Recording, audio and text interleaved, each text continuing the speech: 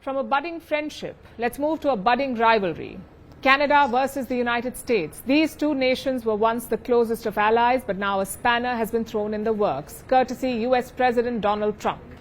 Trump has been putting pressure on Canada ever since he returned to the White House. He has imposed tariffs on Canadian goods, on items like steel and aluminium. And more tariffs are set to follow on the 2nd of April. That's when the next batch of Trump tariffs come into effect. Meanwhile, Trump has also been talking about annexing Canada. He has called their border an artificial line, and he said he wants to make Canada the 51st American state. Donald Trump mocked Canada's former Prime Minister Justin Trudeau, referring to him as Governor Trudeau. And all of this has left Canadians furious, including their new Prime Minister, Mark Carney. Carney just had his first official overseas trip, and he did not go to the United States, which is telling. Instead, he chose to go to France and the UK. In France, he met President Emmanuel Macron. Carney said he wanted to reinforce ties with quote-unquote reliable allies. It was a clear dig at the US.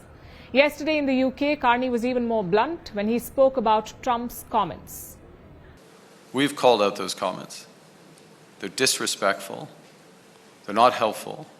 And they need to stop before, and they will have to stop before we sit down and have a conversation about our broader partnership with the United States. Prime Minister Carney also addressed the Trump tariffs and how Canada will respond. Canada has already put some reciprocal tariffs in place, but the Prime Minister explained that there is a limit to that. So this will be very deliberate, and there is a limit, full stop. There is a limit to matching these tariffs dollar for dollar, given the fact that our economy is a tenth the size of the United States. Thank you. And he's right. Canada's economy is a fraction of America's. He can't keep matching the tariffs dollar for dollar, but perhaps he doesn't even have to, because he can hit the US where it really hurts, their much-wanted military-industrial complex. Canada is currently reviewing a fighter jet deal. It's for the F-35 jets, 88 of them, 88 jets. This deal is worth more than $13 billion, but it is currently under review. Prime Minister Carney was asked about this yesterday, and this was his response. Ce qui est clair est que nos relations sécuritaires sont trop concentrées aux États-Unis. Il faut diversifier, ça c'est clair. Given the geopolitical environment, given the fact that there are options, given the need for value for money, given the possibility of having substantial production of alternative aircraft in Canada, as opposed to sending, as we have been, on average 80 cents of every dollar to the United States, it's prudent and in the interest of Canada to review those options, and that's what the process that the Defence Minister has initiated. Carney says about 80% of Canada's defence purchases are from the US. So he thinks it is prudent to diversify suppliers. This would have been unthinkable in the past, but the tensions under Trump seem to have pushed Canada to the edge. Review or not, Canada will still have to buy some F-35s, at least 16 out of the total 88. But after that, Canada could choose to opt out. It could look at other jets, possibly from Europe. And this is bound to make Trump furious.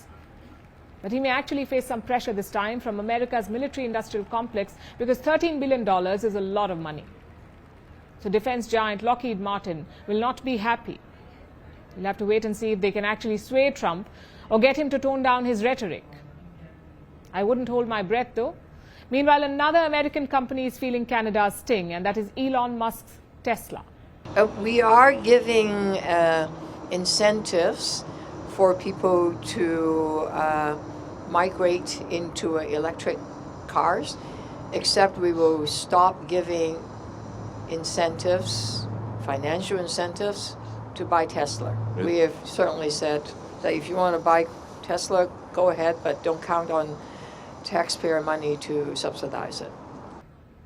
Toronto subsidizes electric vehicles. It wants people to switch to them, but the city will stop subsidizing Teslas. This is because Musk is a top advisor to Trump. Toronto's mayor admits that this won't make much of a financial impact. She called it a symbolic move. But it still highlights the anger in Canada and the country's shifting attitude towards its southern neighbor. Firstpost brings you the Ideas Pod at the Raisina Dialogue 2025, the largest gathering of global policymakers, thought leaders, and innovators, now on the fastest-growing international news platform. Big ideas, big debates, big impact. Only at the Ideas Pod. Raisina Hill. Firstpost gives you front-row access to the conversations that matter most. The Ideas Pod. Raisina Dialogue 2025 on Firstpost. From March 17th to March 19th. Do you think that Ukraine is at its weakest position? This war is not about Ukraine. Do you believe that your president was insulted? Yes or no question. Is Ukraine prepared to pay the price for that peace? No compromises at the cost of territorial integrity and sovereignty. Diplomacy will work? Yes, Do you it think will. Russia will give up the territory if there is no ceasefire? Do you propose to keep fighting? We are ready to resist. Do you think there will be peace? Many countries gave us 3 days. President Trump said you don't have any cards. We do not have another choice. How do you keep fighting? You ask me once again the same question. Because you've not We answered my have- question. We have enough capacities to keep fighting.